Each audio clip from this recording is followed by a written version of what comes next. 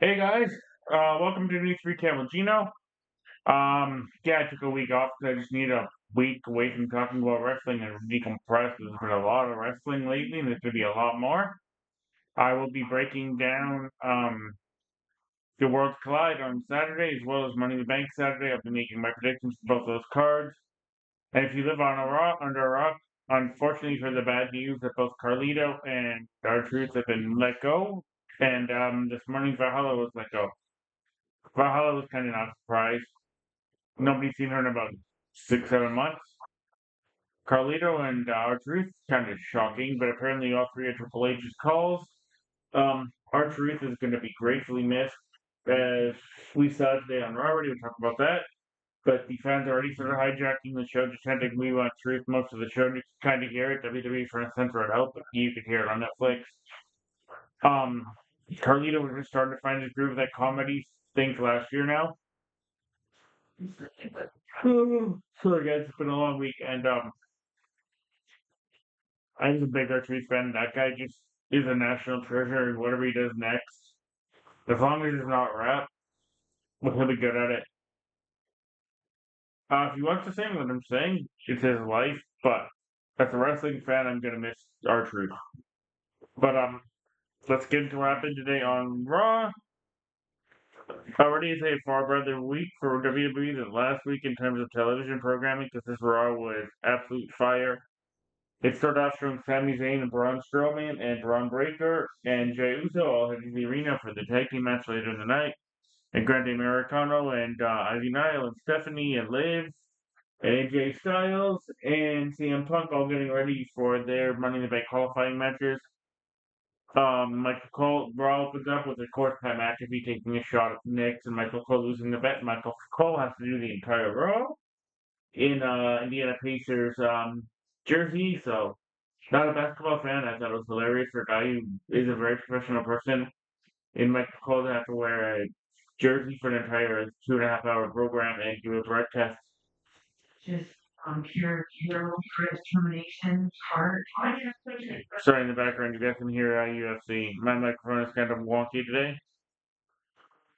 Um, all right, so Raw kicked off with that, and then CM Punk comes out, gets a little bit of a promo. Sami Zayn comes out, pretty much says, I know he's not in Money in the Bank, but if CM Punk wins the belt, he's going to be coming after CM Punk, blah, blah, blah. A little bit of a tease of Sami Zayn maybe turning heel, and a little bit more of a tease will happen later on in the evening. We'll talk about that when we get to it. Our first match of the night, after about 20 minutes of talking, we have Ivy Nile versus the debuting Stephanie Vancouver, who is now officially on Raw after dropping her title to JC Jane last week. And there's a lot of people that are hating on the fact that JC Jane is champion, but anyone that's actually followed NXT for the last 4 or 5 years, maybe longer, has to realize JC Jane has completely utterly busted her ass for that company to serve everything she's getting, and the fact that she's not champion truly shows the company actually believes in this girl, and good on JC. She's improved vastly in the ring, and on the microphone as far as I'm concerned. Although the charisma has always been there, you can tell you can see more and more of her character coming through now finally. But we're not going to talk about that. We'll talk about that next at the end of the week when we do some SmackDown NXT and some previews for Worlds Collide and Money in the Bank. But it was Liv Morgan versus Stephanie Vancouver versus Ivy Nile. And we all knew the whole time that Ivy Nile was the one in there taking the pin because she doesn't do nothing else besides take the pin. Great showing for herself in the match. For a few teasers, she may even win that match, but we knew it was never going to happen. It was either going to be Liv or Stephanie, and that rocket ship is completely strapped to Stephanie's back. Liv doesn't need to go to Money in the Bank again, so it's kind of predictable who's going to win. There's a bit of a botch in the outcome of that match, as Liv pretty much threw herself into the stairs, and I think Ivy Nile was supposed to. She just tripped and rolled, and Liv just threw herself into the stairs. I don't know if anyone's caught that. Ivy Nile goes back into the ring, gets called the SVB, and that is that. So we have 3 NXT women headed to the Money in the Bank. With 3 former NXT, the last 3 NXT women champions until now Stephanie Vancouver, Roxanne Perez, and Julia. Following that, we actually had um, AJ Styles and a Matt interview backstage. Paul Heyman interrupts, and there's a bit of teasing that AJ Styles might be going back to that Pitbull style. We will see. He's going after the Intercontinental title. We cannot prove that after what happened on Raw at the end of Raw. We'll talk about that when we get there. But the main event was the triple threat men's match for the Money in the Bank. We'll talk about that when we get to that.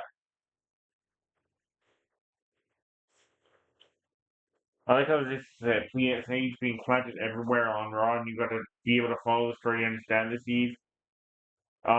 It's not too difficult if you actually been watching the program, but the seeds are there and they're being planted. And I like how WWE actually did a little bit of a callback to something that happened for months, and they kind of shaded away from and brought right back now. We'll talk about that when we get to it. Following that, we had a promo for Rusev and Sheamus, and I like how Rusev brought in the real life, or sorry, Sheamus brought in real life situations with Rusev, including him being the best man at his wedding, and then having his career go the way it has, and Sheamus has built the way he has, and even talking about Rusev having to go somewhere else, and ruin his own career to come back and figure it out.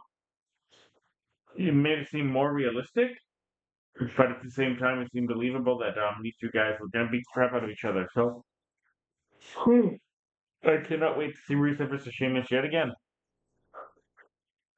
Um, Following that, we actually had the War Raiders and Judgment Day, and the seeds have been planted even further with this, as Roxanne Perez is not allowed out during the Liv Morgan match, but she came out halfway through that match and helped Judgment Day beat the War Raiders. So now, ever since the War Raiders have dropped the tag team titles, they've just become the War Jobbers. I can see them being let loose soon because they're fans of the Indies, but they just never really ever connected with WWE, if that makes sense. Like my buddy Colin was saying, they are good wrestlers. It just didn't connect, and it hasn't so far.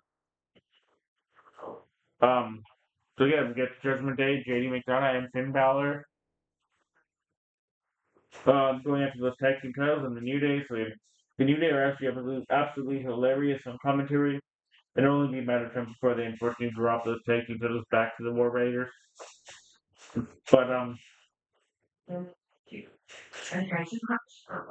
I like the War Raiders. I just it's not working. Tony agrees. That's why she had to leave the room.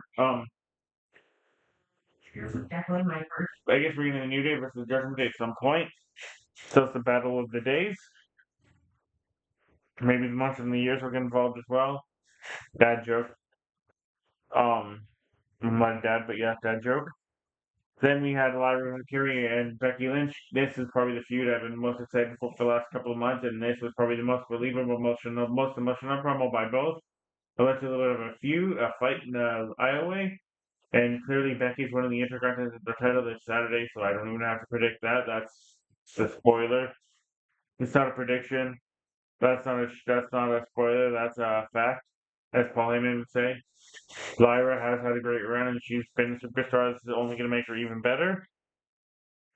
Um, then we had Judy kind of planting more seeds here, as we had done teasing Grayson Waller turning on Austin Theory, and Austin Theory was not there at all. But seeds have been planted. They've been planted for about 3,565, 262 days now. That these two guys are going to break up for the better part of 2 years. So WWE's got to fight the trigger at some time. Maybe it'll happen next week on Raw. Um, American Made actually they're also interviewing themselves in this interview. So I guess American Made Creed Brothers they're going to be going after those tag titles. And sorry guys, didn't mean to yawn. I just like SmackDown. The tag team title divisions are completely confusing in both Raw and SmackDown. To me personally, it's just all over the place in different parts and just not working. Maybe they should do like they did back in the day when Ray Dark KO had both belts, and they had one tag team champion going after two shows, kind of like they used to do with the women's tag team championship, but they were just there to be there now at this point because Ivy Nile and or sorry, not Ivy, Liv and Raquel not on SmackDown in a couple of weeks, and I think the only actual tag team on SmackDown is the Harvest, and I don't think they're actually the tag team on Raw. I don't think there's enough women on the roster. Let's make tag teams. Make fire them all. Sorry to make you laugh, but it just seems that way, doesn't it? Um, Following that, we actually had more teasing that the Judgment Day is going to be either imploding or turning on Finn, because at one point Riv Morgan took him aside, and this guy said, "This kind of reminds me of something that happened. Shake, am I funny now that you're doing this too? Am I the new mummy?" And Finn, that shitty grin on his face that he always has, no, straight smile. This after Finn and JD was celebrating with Rick, Roxanne for winning, and then Roxanne had her own little promo for F, and the Netflix break, as we call it in Canada, and I guess the rest of the outside of the United States. So a lot of teasing going on, and I think we may be seeing JD, Finn, and Roxanne breaking away from the Judgment Day, and we may have JD, Finn, and Roxanne feud with Dominic Mysterio and Ivy Nile and Raquel. I just don't see it fit for Raquel for on WWE, and I'm not trying to get people fired. It's just not working with Raquel at all. My personal opinion, never has, never will. They put the NXT title on her a while ago, and that didn't make sense. And having her still be on the main roster when she's the equivalent of Braun Strowman, but people don't talk shit about her and want to shit talk Nia. Um, this is my personal opinion. Like I said, I don't advocate for people to get fired, but Raquel's just not clicking for me, unfortunately. Speaking of which, right after that segment, we had Raquel versus sorry, we had Sami Zayn and Jey Uso versus Bronson Reed and Braun Breaker, and of course WWE could not afford for anyone to lose this match. So how do they end it? Well, their favorite finish when they don't know how. Disqualification. Seth Rollins attacked the face team. CM Punk made the save. Then we had Raquel Rodriguez versus Kairi Sane. And WWE is pretty much the exact same thing, except this time it was interference by both. And Sky came out and actually helped out Kyrie. Kyrie hit the elbow beat Raquel Rodriguez clean in the ring. And I think Kyrie might have, or sorry, Io might have thrown, why couldn't she Liv into the ring post a little too hard because Liv got her head busted open. And you can see when she's in the ring, there's blood coming out of her forehead.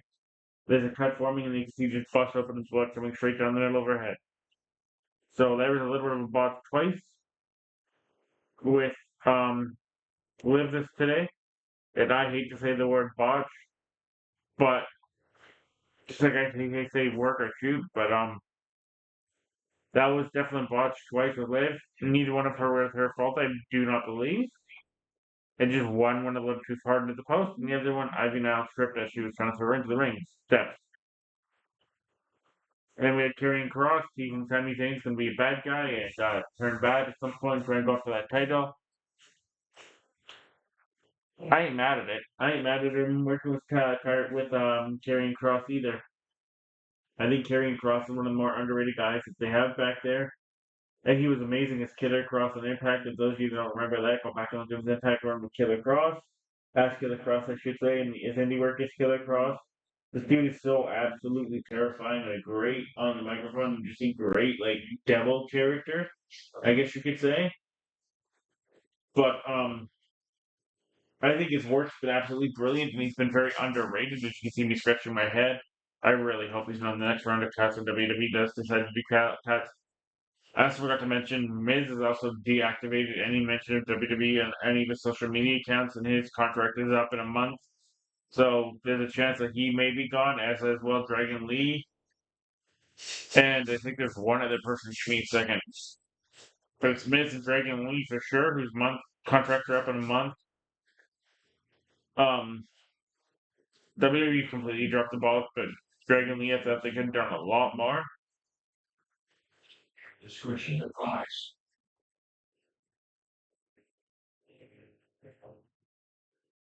Knowledge you heard of mixed martial arts raising children. Kids Karrion Kross. Yeah, so Karrion Kross, Dragon Lee, and The Miz. I really hope none of them, as weird as it may sound, I even hope The Miz doesn't go. I've really become a Miz guy. I think this guy does everything brilliant for the company, and I think he either does whatever they ask him to do type of idea. He's made really shoot movies for them because they wanted the movies made, and I think he wanted to be a movie star. I don't know if you don't know what I'm talking about, go check out any of the Marines. They're all horrendously bad. Um, and then we had our main event. A lot of teasing that AJ Styles may have won this, or that CM Punk was probably more than likely going to win, which everyone expected. But the outcome we got many people expected. And Chad Gable will be the second person on the Raw roster doing double duty on Saturdays. He'll be doing El Grande Americano at Money in the Bank, although people want you to believe it is not Chad Gable. And it'll be Chad Gable versus Vikingo El Paquijo, or whatever his name is, for the AAA Championship. As everyone's fears are now over, Roberto Del Rio is definitely not becoming WWE because he dropped the belt on the weekend to Vikingo. So, is WWE gonna make Vikingo drop the belt to Chad Gable? That'd be fucking hilarious. The biggest belt Mexico given to Chad Gable. And was playing a Mexican on the side.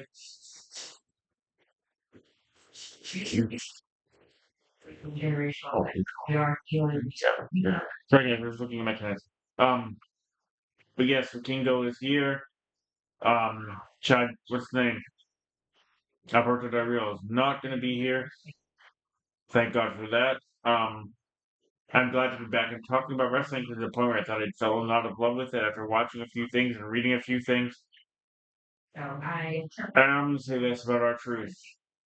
Let's not be sad that it happened. Let's be happy that it was there.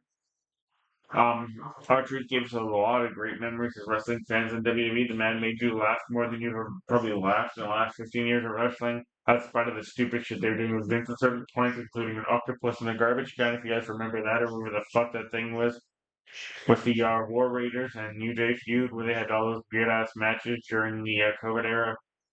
Try to unforget them, but you can't, unfortunately. And some of the weird paper spins had like great balls of fire, and the label of your goddamn cock with testicles. Um, but yeah, the truth gave us a lot of great memories, including the one where he said he was gonna call him into the Royal Rumble. Then when he was in the Royal Rumble match with a ladder, or the fact that he even was in the women's Royal Rumble match, or saying he was gonna win the Money in the Bank ladder match when he wasn't even in it. For the Judgment Day shit, the Judgment Day shit was best. Like I said, don't be sad that it's over. Be happy that it happened. Our truth will be missed, and I think WWE's pissed off a lot of fans, and more importantly, a lot of their roster by letting this guy go. If you guys listened to the reaction yesterday, um, from the bottom of my heart, surely as a wrestling fan and wrestling fan for the last 40 years and the last 18 years, getting to experience the truth. Thank you very much, sir. You were one of a kind, and it'll be very hard to replace you. Carlito, Caribbean cool. Um, your second round won't be as memorable as your first. It was cool to see you get another chance in WWE for a while, even after 13 years for you to get back. And that ovation you got in Cuba. Sorry, not Cuba, Dominican. Or no, sorry, Puerto Rico, my apologies. Will never be forgotten. It's one of the loudest reactions I've heard for anybody with a music hit in a long time. That will not be forgettable. The fact that you were able to convert yourself from being the heel cocky guy to this comedy relief act when you were in Judgment Day, even though you didn't do much wrestling for the last couple of months. Um, Good job on you. And probably the best moment you'll have is when you made the bonus drop with Dominic Mysterio. And also, I think it was on the wall for you when you made that comment about Kyrie and Io and Asuka. I'm not gonna repeat it, but if you have to, it's kind of a bad thing that happened there. But thank you as well for the memories. And Sarah Logan, great run with Riot Squad. That's all I can say because there's not a lot more memorable you did. Better on the Indies than you ever were in WWE. That being said, thank you all for your services, and we'll talk to you guys in a few days now. Bye.